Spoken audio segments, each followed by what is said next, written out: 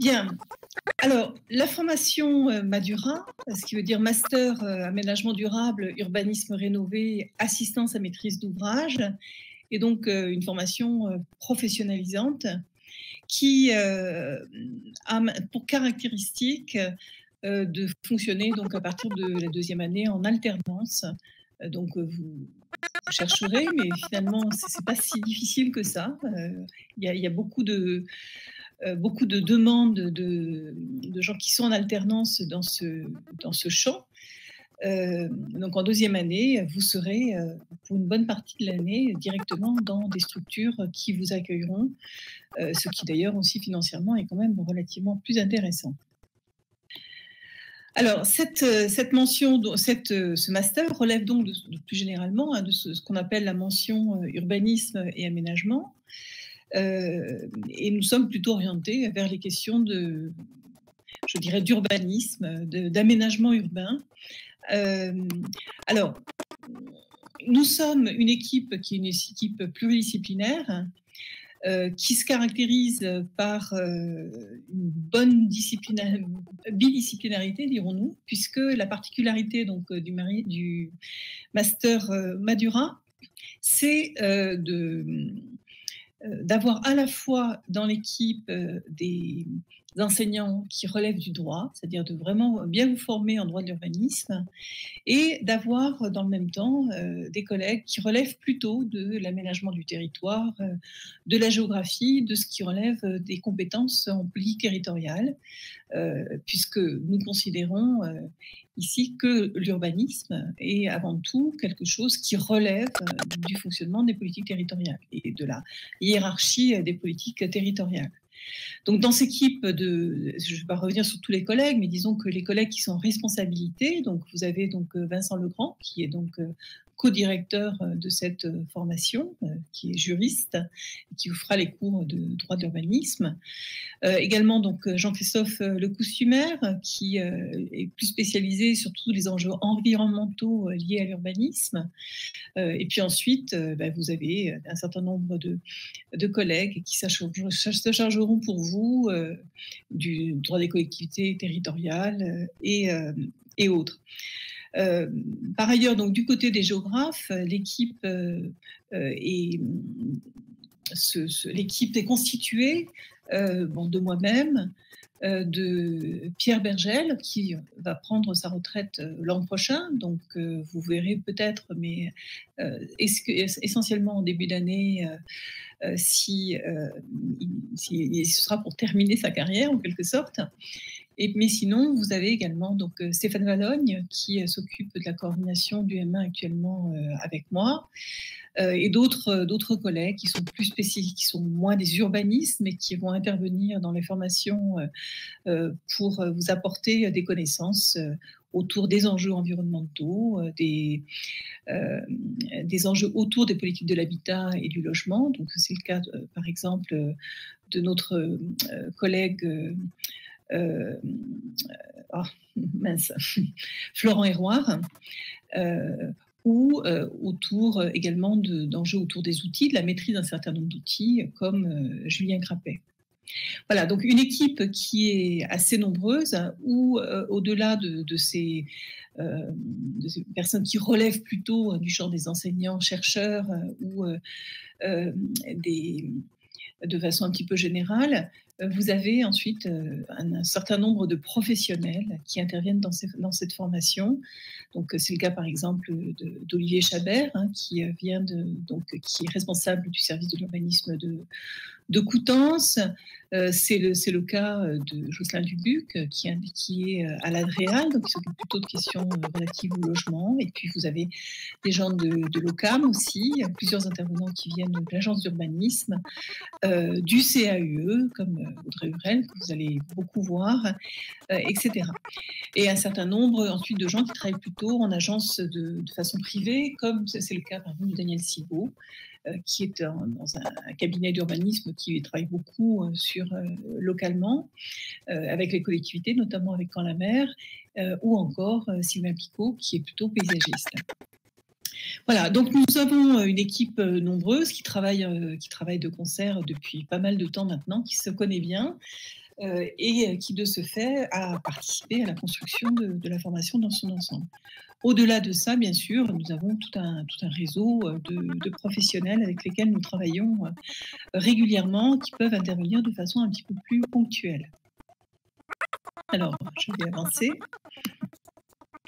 Alors, quels sont les objectifs de la formation?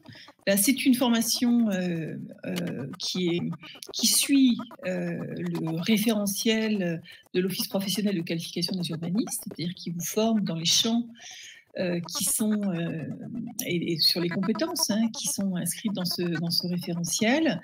Je le disais, avec de ce fait peut-être composante en matière de droit qui est plus affirmée. C'est-à-dire vous sortez, vous pouvez éventuellement, si vous le souhaitez, même participer à un service juridique. Vous êtes incollable en droit, ce qui n'est pas toujours le cas dans toutes les formations d'urbanisme, et ce qui est, moi venant à l'origine d'une autre formation d'urbanisme, ce qui est quand même un atout pour vous, puisque ça vous aidera à trouver du travail bien plus facilement que pour d'autres formations. Alors, ça veut dire que nous formons sur 4 compétences que nous cherchons à développer. Tout d'abord, tout ce qui relève de l'analyse des territoires et la bonne connaissance des politiques territoriales, c'est-à-dire y compris dans la dimension, la compréhension des dynamiques spatiales, socio-spatiales, des enjeux territoriaux, bien sûr, mais également une bonne connaissance des visées des politiques territoriales, des outils, des dispositifs. Voilà. Mais à cela s'ajoute aussi une maîtrise des procédures de l'urbanisme et du droit de l'urbanisme. Il faut savoir faire, connaître aussi les outils, les manières de faire. Donc il y a une dimension juridique, réglementaire importante. Nous vous formons aussi autour des enjeux de conception urbaine, des questions des projets urbains, donc compris dans leur contexte, les enjeux qui vont venir s'inscrire dans la planification stratégique, bien sûr, et nous vous formons aussi autour des questions d'urbanisme opérationnel. Alors ça veut dire qu'il faut savoir que le champ de l'urbanisme, c'est un champ qui est relativement ample, qui va depuis la définition d'enjeux stratégiques, où on veut aller pour le développement urbain, bien sûr, jusqu'à la production qui est assez complexe des documents de planification, que ce soit le SRADET à l'échelle régionale, le SCOT ou les PLU, bien sûr, et ensuite tout ce qui relève de la concertation, de l'accompagnement aussi, des débats autour de la réalisation de ces documents de planification. Et enfin, nous allons ensuite jusqu'au opérationnel, au programmatique et à la dimension purement opérationnelle, c'est-à-dire aussi des questions qui relèvent de la conception d'une opération, son financement, les règles évidemment et les procédures à respecter dans le cadre de ce type de toute opération, etc. Donc vous voyez, on va vraiment depuis le projet dans sa définition encore peu ancrée dans le terrain, voilà, quels sont nos objectifs, qu'est-ce qu'on veut faire, jusqu'à la réalisation opérationnelle, bien sûr, jusqu'à la sortie de terre de nouveaux quartiers, de nouveaux équipements, de nouvelles infrastructures, etc. Alors, nous sommes dans un réseau de formation en urbanisme, et notamment, nous travaillons actuellement nous allons vers une labellisation, une procédure de validation par un organisme qui s'appelle l'Apéro, qui donc définit une charte pour l'ensemble de ces formations, et donc nous sommes en train de préparer notre dossier pour l'Apéro dans le cadre de cette nouvelle maquette. C'est important, et c'est important aussi pour être en dialogue avec d'autres formations, éventuellement pour organiser de l'interformation, des échanges entre écoles, etc. Comme je disais, notre spécificité sur l'ensemble des masters d'urbanisme, c'est que nous sommes vraiment multidisciplinaires. Et donc, ce qui veut dire que si vous venez du droit, vous serez formé aux enjeux territoriaux. Et si vous venez plutôt de formation de géographie, de formation qui relève de l'aménagement, etc., eh bien, vous aurez une formation en droit dès la première année qui vous permettra de vous mettre à jour sur un certain nombre d'acquis.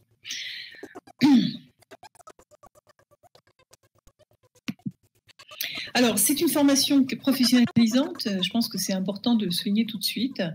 C'est d'abord une formation qui a été conçue par les professionnels et où interviennent beaucoup de professionnels. Vous l'avez vu, donc une formation qui de plus, dès la deuxième année, est en alternance. Et on vous demande, de préférence dès la première année, de faire un stage, même si le stage n'est pas obligatoire. C'est un stage qui va être un stage relativement court parce que vous avez une première année de master qui est assez chargée. Ce qui est nécessaire, puisque bon, la deuxième année, vous êtes en alternance, donc ce qui veut dire que vous avez une année où il y a beaucoup de contenu. Mais bon, l'alternance, vous allez voir, c'est vraiment, vous êtes de plein pied dans le travail concret de la structure dans laquelle vous êtes.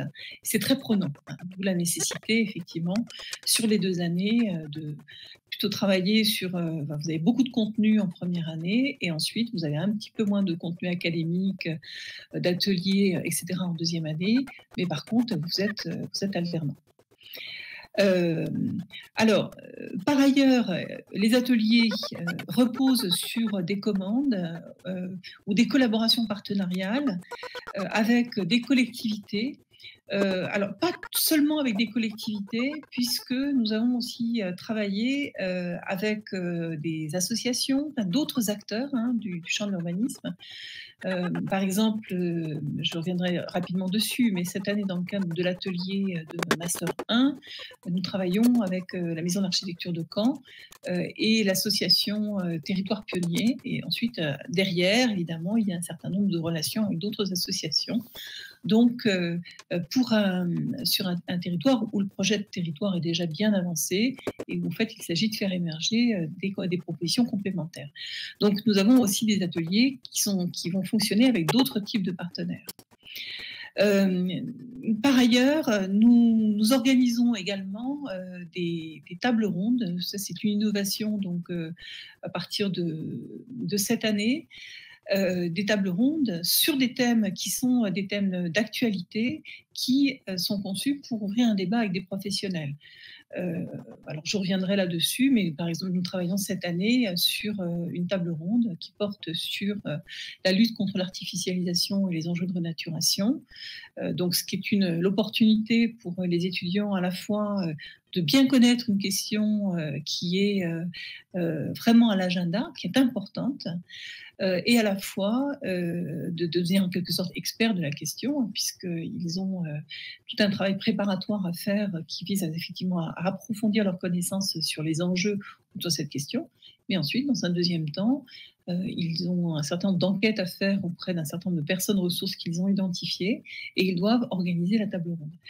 Voilà. Par ailleurs, nous avons également un voyage d'études qui est co-organisé avec les étudiants. Donc nous, on s'occupe plutôt de la dimension logistique et les étudiants de la dimension rencontre avec un certain nombre de professionnels autour, généralement c'est toujours de la thématique que nous avons choisie dans l'année.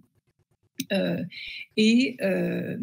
une autre manière de se confronter avec des professionnels qui ne sont pas du tout dans les contextes qui sont forcément les nôtres. Voilà. Donc, il y a évidemment, au-delà de ces objectifs d'acquisition de compétences en lien avec un champ de profession que sont les métiers de l'urbanisme, eh bien, d'autres objectifs qui sont implicites.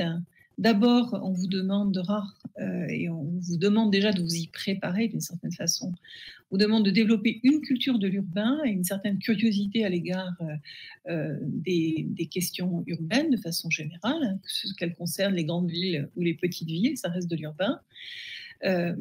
Nous essayons aussi d'enrichir votre connaissance des acteurs de l'urbanisme et des métiers de l'urbanisme dans leur diversité, de façon que votre formation vous permet aussi de circuler dans ce champ, c'est-à-dire peut-être de commencer par un métier, par exemple auprès d'un bureau d'études, puis ensuite de regagner une collectivité territoriale ou éventuellement une agence urbain, hein, une grande agence d'urbanisme, etc. Donc vous devez pouvoir circuler au cours de votre carrière et vous êtes préparé à ça. Votre formation n'est pas ultra spécialisée sur un champ, hein, mais doit vous permettre effectivement de choisir le métier que vous préférez. Bien sûr, en termes de capacité, on vous demande aussi d'être capable de bien intégrer un certain nombre d'enjeux qui sont des enjeux contemporains, de pouvoir vous mettre en situation aussi de veille, d'aller chercher de l'information. Hein. Il est fort possible que dans un certain nombre de collectivités, que certains d'entre vous aient aussi hein, à servir à faire un travail de veille et de prospection pour vos structures. Hein. Généralement, on demande très souvent veille sur un certain nombre d'outils, veille sur un certain nombre de problématiques, à la fois pour les techniciens et pour les élus. Bien sûr, même un bureau d'études a besoin de faire ce travail d'information régulier. Donc, il faut que vous développiez cette capacité de veille, cette réactivité face aux nouvelles questions qui émergent, hein, notamment en lien avec de grands changements sociétaux et environnementaux. Développer aussi votre volonté et votre capacité à agir, à expérimenter des choses, à inventer, à fabriquer. Hein, le métier de l'urbanisme, c'est aussi un métier créatif. Il faut avoir des idées, il faut aussi savoir se positionner. Vous n'êtes pas simplement un petit outil hein, dans la grande machine, mais vous pouvez aussi porter des visées stratégiques là où vous êtes. Et c'est extrêmement important de développer cette capacité dès votre formation initiale. Capacité à impulser, susciter, animer de la coopération, du partenariat. On peut dire que plus ça va, plus le métier de l'urbanisme, c'est avant tout un travail de coordinateur, de compétences. En étant urbaniste, vous n'êtes peut-être pas spécialiste des questions de biodiversité, par exemple, mais peut-être que sur un certain nombre de projets, vous serez amené à devoir parler avec des gens qui sont plutôt des écologues et qui sont plutôt spécialistes du champ. Donc, il faut apprendre aussi à écouter d'autres langages, hein, à travailler avec d'autres partenaires. Et ça, on essaie aussi de vous y former, notamment par l'intermédiaire des tables rondes d'ailleurs. Alors, c'est vrai que nous sommes dans une nouvelle maquette de formation donc, que nous mettons donc à l'épreuve cette année, qui a intégré de nouvelles choses. Tout d'abord, dans le cadre de la certification et de la validation de la formation par l'apéro, c'est vrai que vous avez obligatoirement la possibilité d'une ouverture pour ceux qui le souhaitent vers la préparation d'un cursus doctoral. Alors, ce n'est pas forcément comme vous êtes dans une formation professionnalisante.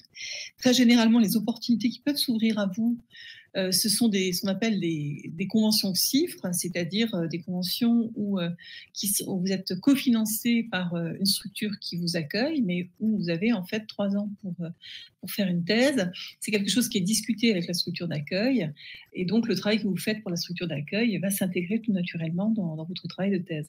Alors ça, nous avons eu cette année, par exemple, une étudiante qui s'est vue effectivement proposer une convention CIFRE, bon, qui a pas accepté de jouer le jeu parce qu'elle avait un petit peu peur de faire une thèse.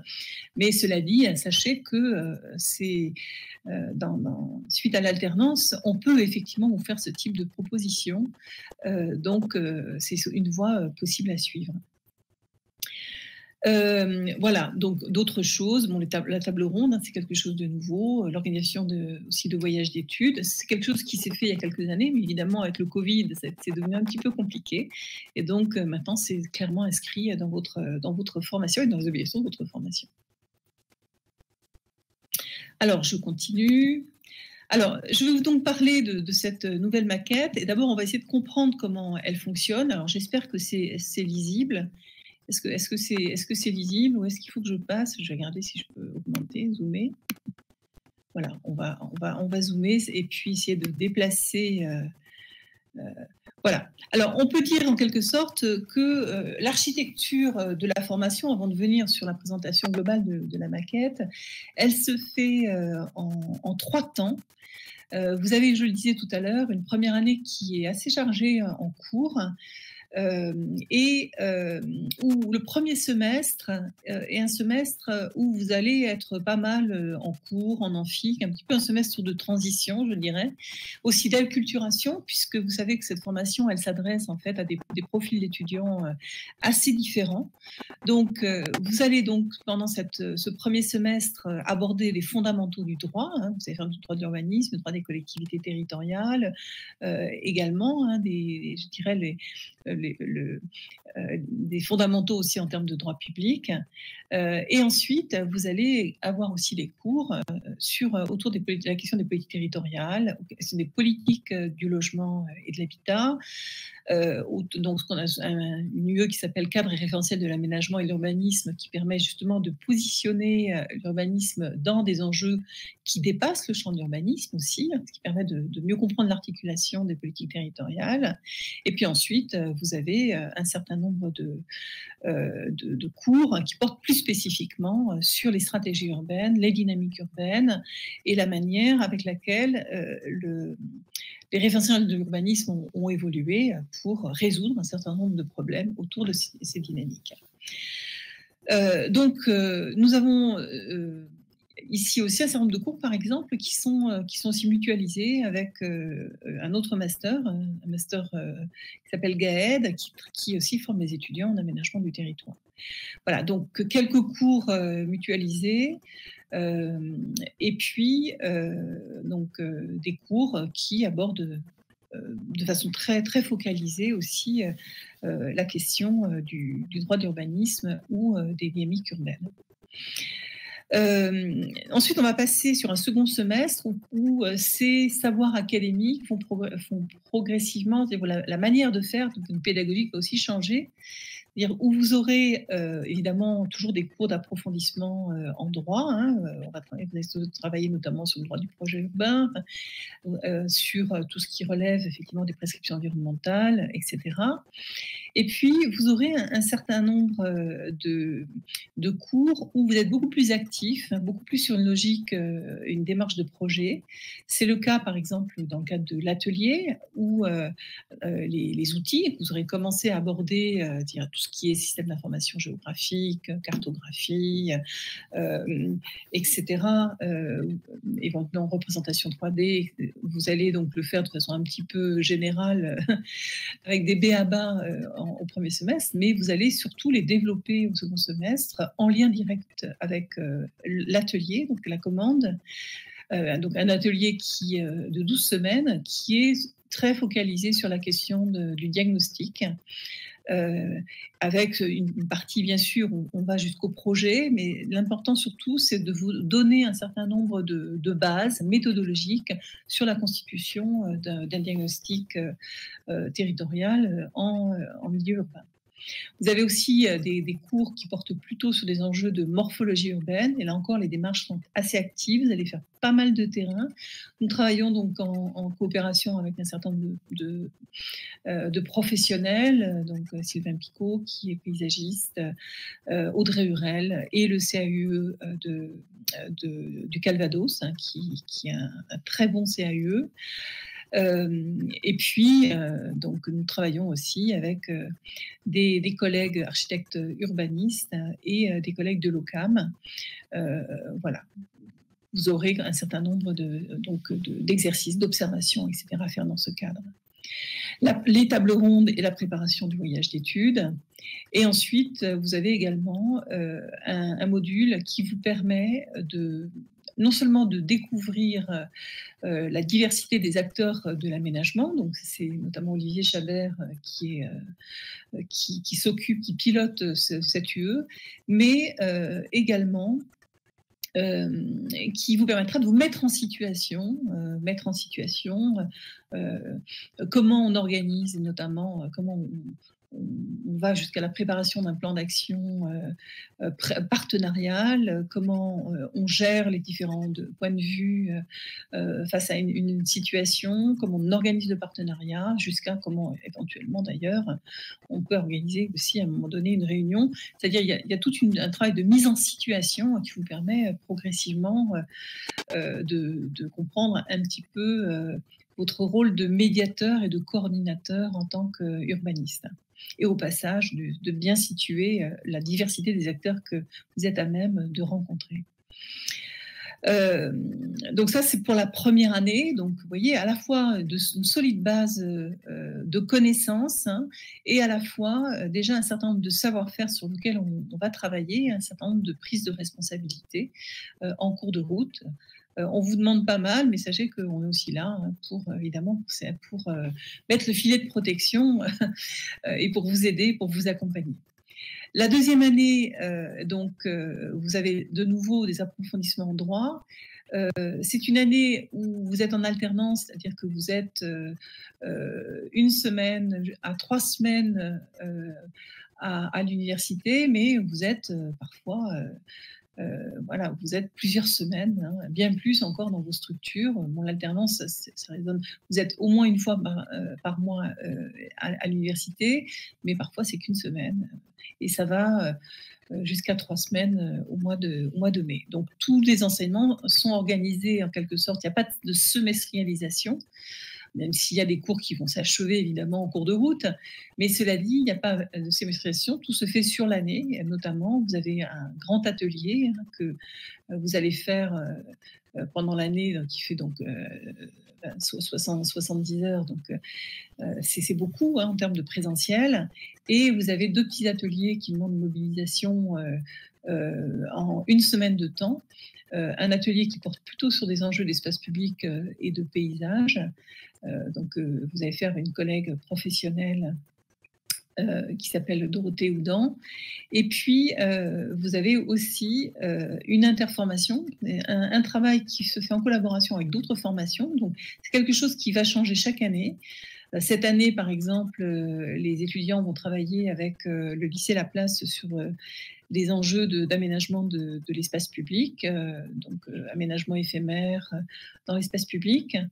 Voilà, et l'an prochain, nous allons travailler avec les Master 2 plutôt sur des questions relatives à la santé et de ce fait avec des formations qui sont plutôt des formations dans le soin, d'infirmières, de directrices de structure dans le champ sanitaire, etc. Et ces confrontations de points de vue sur la question des aménagements, du handicap ou du vieillissement de la population, là ce sera plutôt sur le vieillissement de la population, sont vraiment très, très intéressants. Alors, sinon vous avez aussi d'autres choses qui entrent en ligne de compte. C'est une formation autour de la concertation, bien sûr, avec un certain nombre d'exercices, mais aussi de suivi de structures, de suivi d'opérations, d'enquête publique, consultation publique, etc. Et autres dispositifs participatifs, hackathon, voilà, donc avec de ce fait la nécessité de présenter un certain nombre d'événements importants. Et puis vous avez également une introduction au financement de l'aménagement, notamment du financement opérationnel, un séminaire d'études urbaines, puisque nous sommes là aussi pour forger votre culture et pour permettre votre activité de veille. Donc vous avez un séminaire qui fixe un certain nombre de jalons, vous devez être cultivé en études urbaines, donc qui fixe un certain nombre de jalons qui pourront vous servir par la suite. Et ensuite, vous avez un certain nombre qui vise la préparation à l'entrée dans la vie professionnelle, à la fois la confrontation aux situations d'embauche. Donc, vous allez avoir des professionnels qui vont venir un petit peu vous écouter, vous présenter pour un certain nombre de métiers ou de postes. Et bien sûr, on vous accompagne tout le long de l'année sur votre alternance et la préparation de votre projet professionnel. Alors, sachez que vous avez un mémoire à rédiger en deuxième année, qui est à la fois un rapport de stage ou un rapport d'alternance et un mémoire académique, c'est-à-dire on vous demande de montrer votre capacité à réfléchir sur une question en n'ayant pas simplement, je dirais, la tête dans le guidon, hein, mais en essayant effectivement d'aller chercher des exemples ailleurs, des références, et de mener une vraie réflexion sur une question. Alors voilà ce que ça donne en termes de, donc je vais réduire, hein, en termes d'organisation générale de la formation. Hein. Donc, vous voyez, les couleurs correspondent en fait à différents champs de savoir. Là, vous avez donc le droit. Donc, vous voyez que ça prend de la place. Comment regarder ensuite les heures qu'il y a derrière. Vous avez pas mal de droits. Ensuite, tout ce qui relève de l'aménagement du territoire et des connaissances autour des questions environnementales, grands enjeux territoriaux, etc. Le logement, l'habitat, qui relève aussi d'une question sociale, sont ici. En rouge apparaissent aussi ce qui va vous aider d'une certaine façon à accroître votre culture, à développer aussi vos capacités de veille. Hein. Donc ce qui relève de... donc je vais agrandir. Voilà. Ce qui relève aussi d'une certaine façon, ce qui aidera aussi hein, ceux qui éventuellement veulent faire une cifre, puisqu'il faut attester d'un bon background en termes de culture. Hein, donc c'est la création d'une table ronde qui demande de faire un exercice de veille, et ensuite le séminaire d'urbanisme vise cela. Voilà, en vert, vous avez les outils. Alors je vais voilà. Hein. Et vous avez ensuite, évidemment, tout ce qui relève de la préparation à l'entrée dans la vie professionnelle. Alors, quelques éléments sur les ateliers et les manifestations Madura. Donc, simplement quelques exemples. Là, c'est un exemple d'atelier qui s'est fait l'an dernier, qui était un diagnostic urbain avec un certain nombre de propositions à la clé autour de deux petites villes du Calvados, qui étaient Villers-Bocage et Aulnay-sur-Odon, avec dans un objectif, c'est-à-dire d'abord faire une évaluation de l'offre de services. Ce qui était très intéressant pour les étudiants, c'est qu'ils se retrouvaient aussi dans une situation géopolitique un petit peu compliquée, dans le cadre d'un programme qui est le programme Petites Villes de demain, qui joue un rôle important actuellement pour les villes petites et moyennes. Le livrable demandé, c'était en quelque sorte un atlas. Donc, c'était présenté sous forme d'atlas cartographique, avec évidemment chaque fois des textes explicatifs, etc.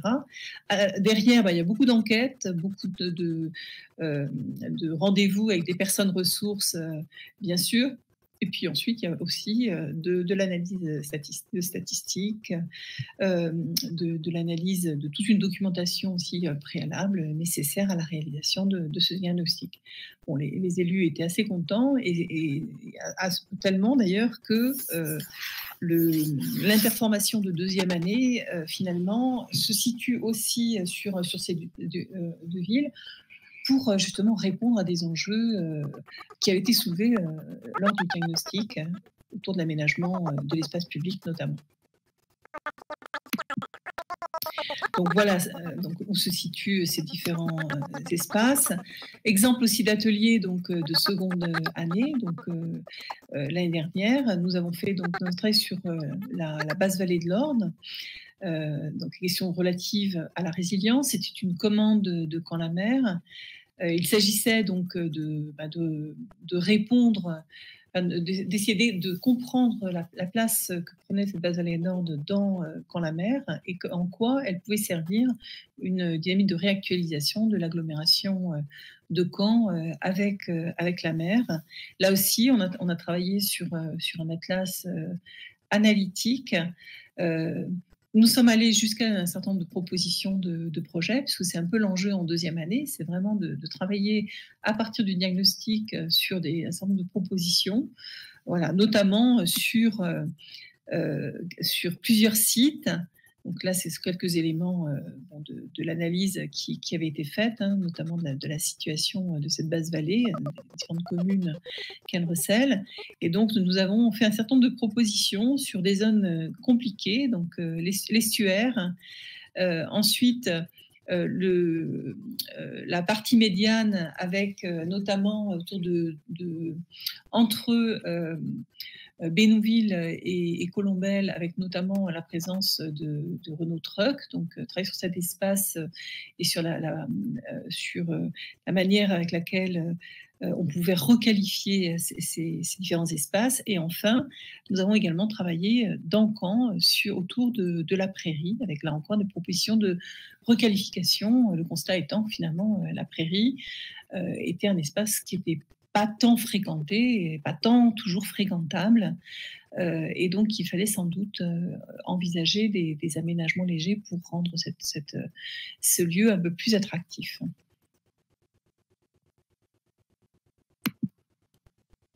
Alors, autre manifestation dont je n'ai pas parlé, qui a eu lieu les 2 années précédentes, au mois de décembre, qui à compter de l'an prochain aura lieu plutôt au mois de janvier.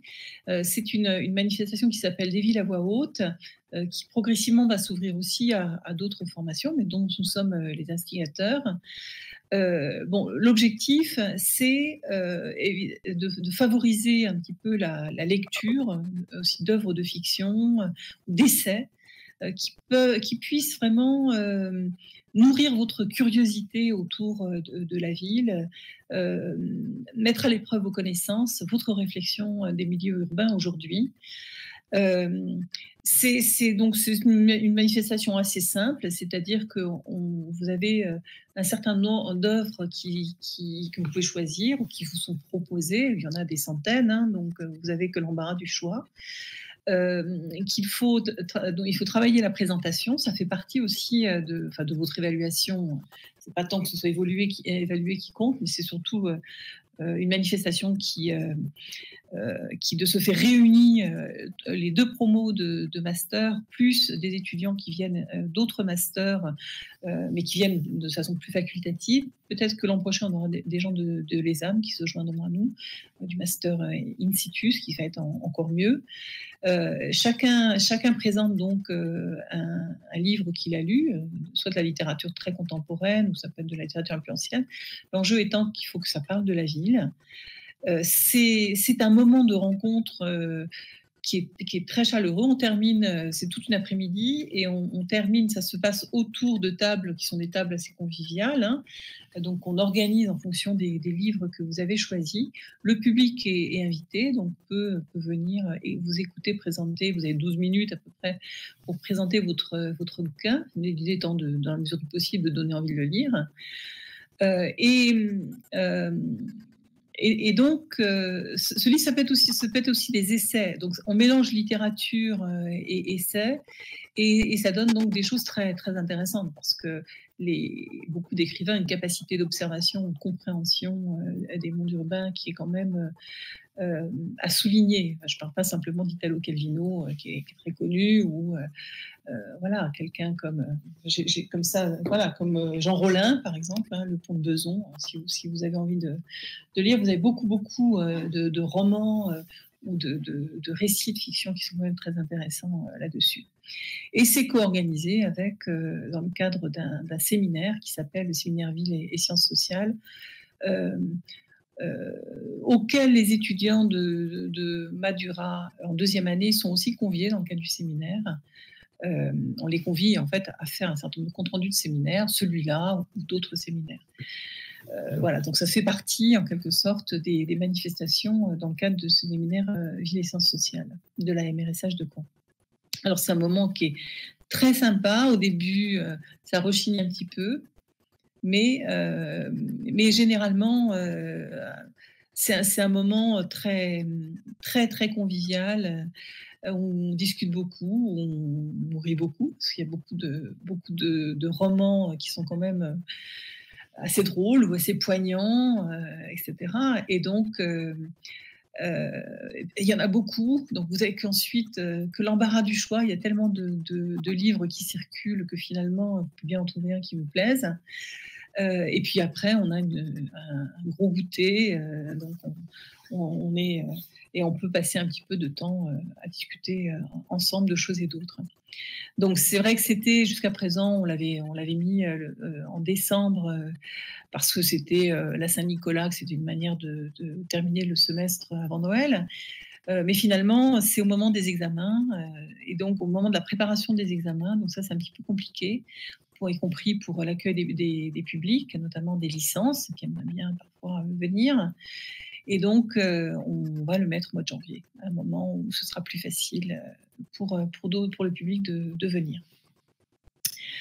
Voilà, donc j'ai terminé presque ma présentation. Donc je voulais simplement évoquer quand la mère nous a fait un petit, nous a fait une petite vidéo qui parle de nous. Alors je vais la lancer, mais je vais être peut-être obligée de ce fait de passer sur mon propre écran. Voilà.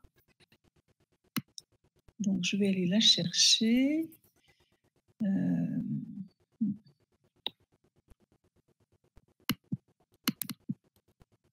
Donc j'espère que vous allez entendre. Évidemment, pour l'instant, il n'y a pas de... Est-ce que vous entendez ?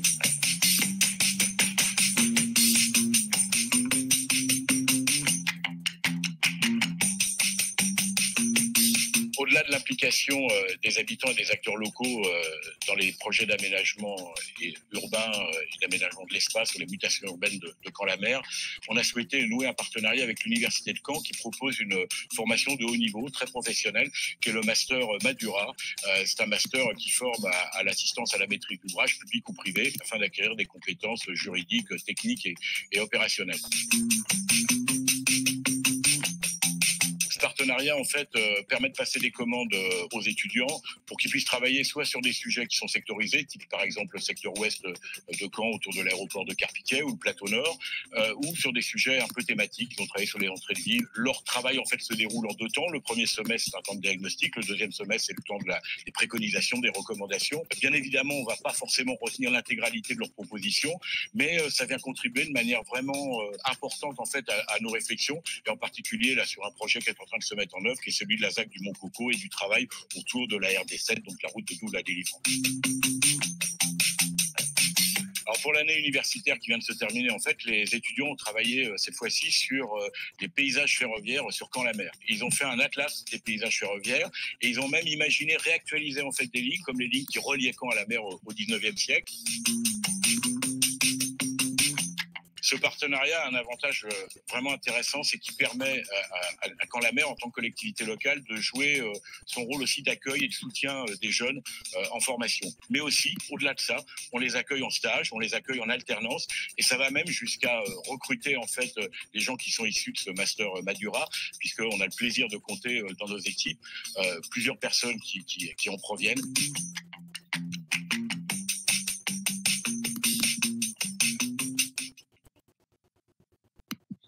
Oui, je ne suis pas sûre que vous ayez véritablement vu la vidéo, parce que je me suis un petit peu emmêlé les pinceaux dans mes écrans.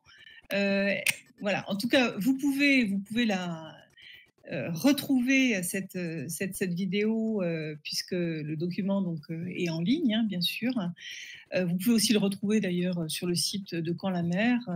Vous tapez Emmanuel Renard, Quand la mer à vos côtés, Madura, et vous retrouvez évidemment toutes les informations sur Madura. Donc en fait, Emmanuel Renard faisait référence à l'atelier que nous avons mené avec les Master 1 il y a 2 ans, qui portait effectivement sur la traversée ferroviaire de Caen-la-Mer en pleine période Covid. Donc ça a été un exploit de faire cette enquête, évidemment, pour les étudiants. On peut espérer que si vous candidatez dans la formation, ce ne sera pas le cas pour vous l'an prochain, bien sûr. Alors, peut-être que je vais vous laisser poser des questions.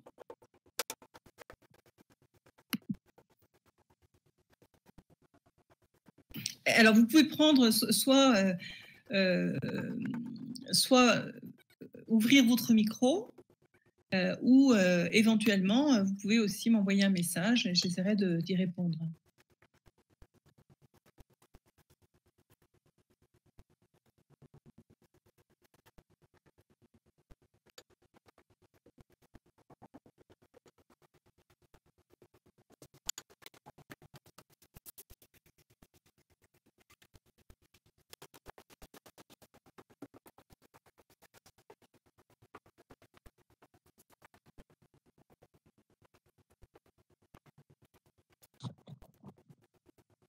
Bonjour. Bonjour. Je voulais savoir juste, est-ce qu'avec ce master, il y aura la possibilité de faire une thèse? Alors, vous avez la possibilité éventuellement de faire une thèse en passant par ce master, bien sûr. Maintenant, ça devient obligatoire. Toutes les formations professionnalisantes doivent vous donner la possibilité d'avoir un parcours qui peut être un parcours qui peut être un parcours doctoral, bien sûr. Donc, ce que je disais tout à l'heure, c'est que généralement, on vous conseille plutôt de faire une cifre, mais vous avez également, et ça c'est une chose effectivement que je n'ai pas dit, c'est que vous avez un atelier, vous m'entendez? Oui.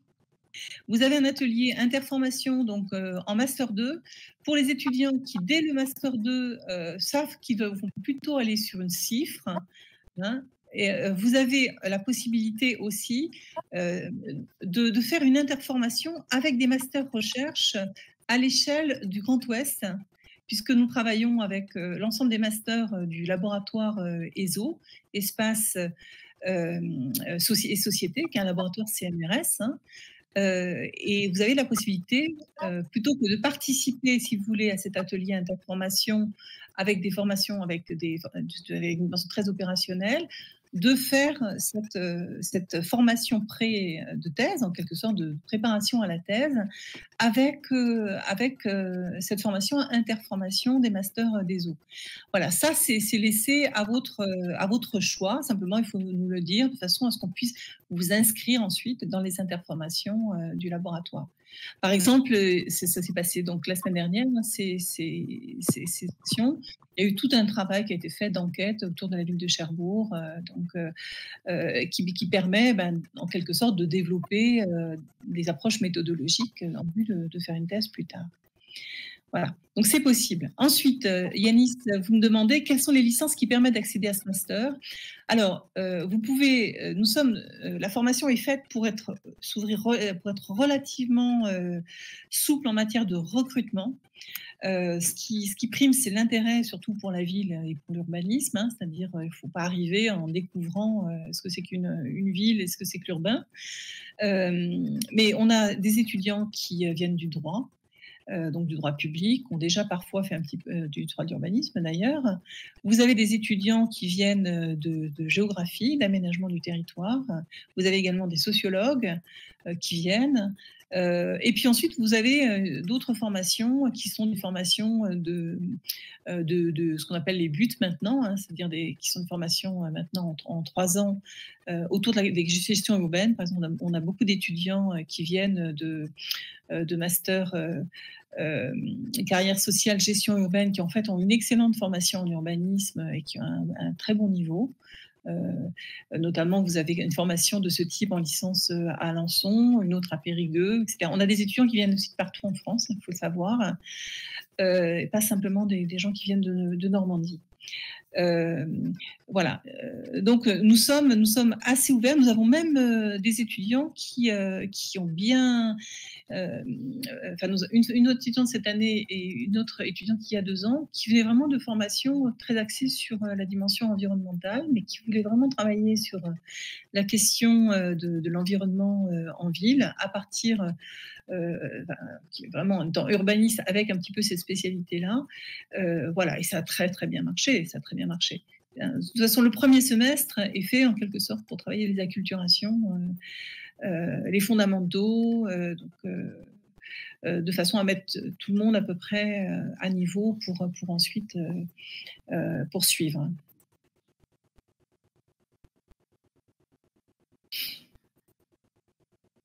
Est-ce qu'il y a d'autres questions?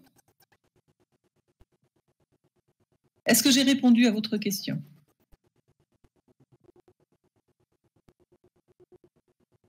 Alors, peut-être que je vais préciser autre chose. Donc, c'est comment on accède au master. Donc, vous savez que nous sommes une formation, nous avons beaucoup de candidats chaque année, il y a à peu près 200 candidats pour un effectif qui est autour d'une vingtaine de personnes. Alors, il ne faut pas du tout que ça vous décourage, parce que c'est vrai que la logique de Parcoursup ou de chercher mon master fait que nous avons encore beaucoup de gens qui candidatent, mais qui en fait ont un autre projet, hein, bien sûr.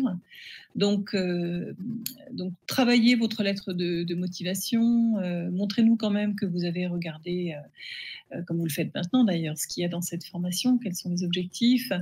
Il faut surtout nous convaincre de votre intérêt pour l'urbain et l'urbanisme. On arrive encore à avoir des lettres de motivation qui en fait se passent complètement à côté de la formation.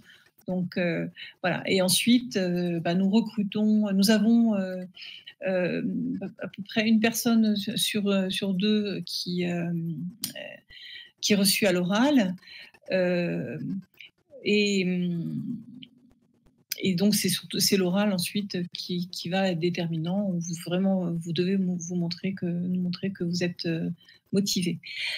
Cela dit, nous avons introduit une innovation, c'est-à-dire que dans le dossier que vous aurez à faire donc, autour de Pâques, pour entrer dans la formation, vous avez aussi un portfolio. On va vous demander de nous proposer un petit dossier où on vous demandera de nous présenter un ouvrage sur la ville, de faire, vous avez des petits exercices comme ça, des exercices d'observation, donc ce n'est pas des choses qui sont déplaisantes à faire hein, du tout, mais qui nous permettront quand même de tester votre motivation, votre envie, votre fantaisie. On vous demande aussi un petit peu de ce fait de vous présenter au passage, bien sûr, de nous donner envie vraiment de vous recruter dans la formation, bien sûr. Voilà, et ça peut passer par des choses différentes. Montrez-nous qui vous êtes, que vous avez envie, que vous êtes motivé, et le portfolio est fait pour ça. Donc c'est une innovation qui, on sait, est aussi une manière, je dirais, si vous n'avez pas vraiment envie d'entrer dans la formation, vous le ferez pas. Donc, c'est pour nous une manière peut-être d'avoir un peu moins de candidatures fictives, de vraies fausses candidatures, qui, dans l'organisation évidemment des sessions de recrutement, pèsent lourd. C'est une manière de garder que les gens qui ont des envies. Voilà.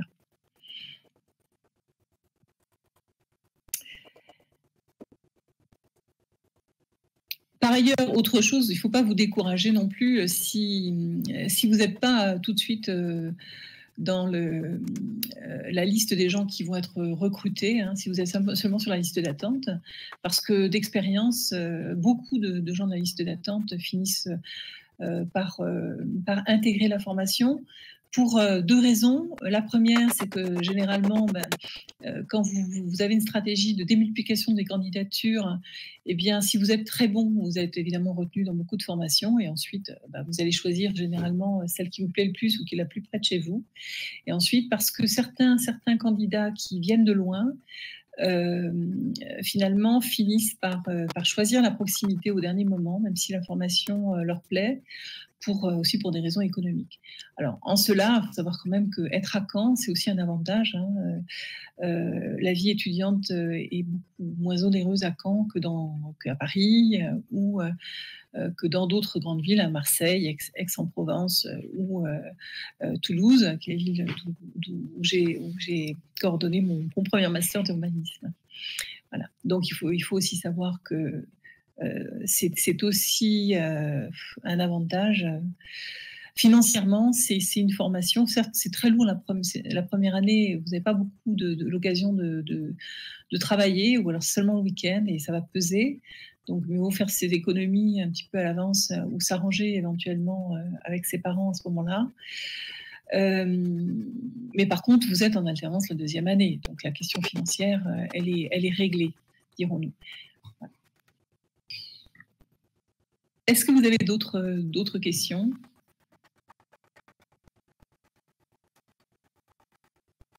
Alors, donc j'ai une question là, mais je ne la vois pas apparaître. Discussion publique.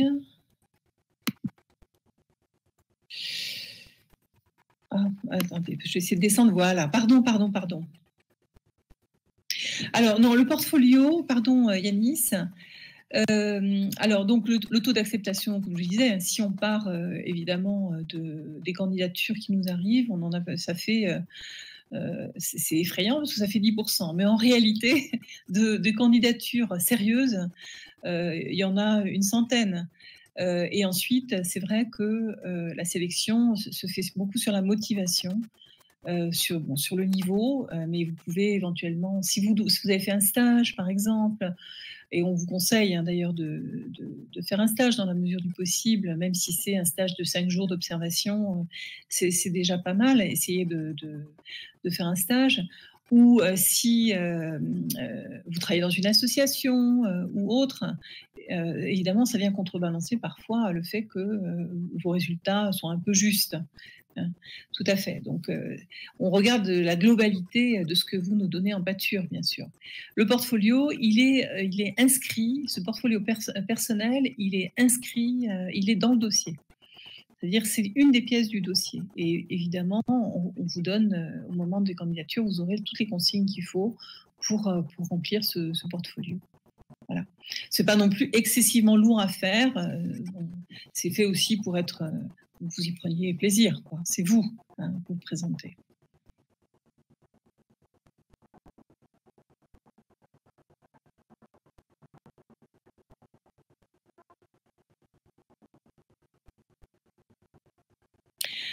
Toutes les pièces, ça fait partie des pièces qui vous sont indiquées lors de l'inscription sur Parcoursup. Oui, c'est indiqué.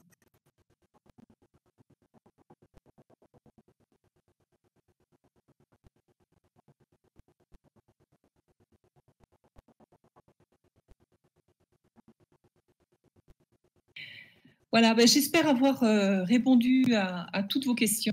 Si vous en avez d'autres, n'hésitez pas non plus à nous contacter. Hein. Vous avez nos coordonnées évidemment sur le site de la formation Madura.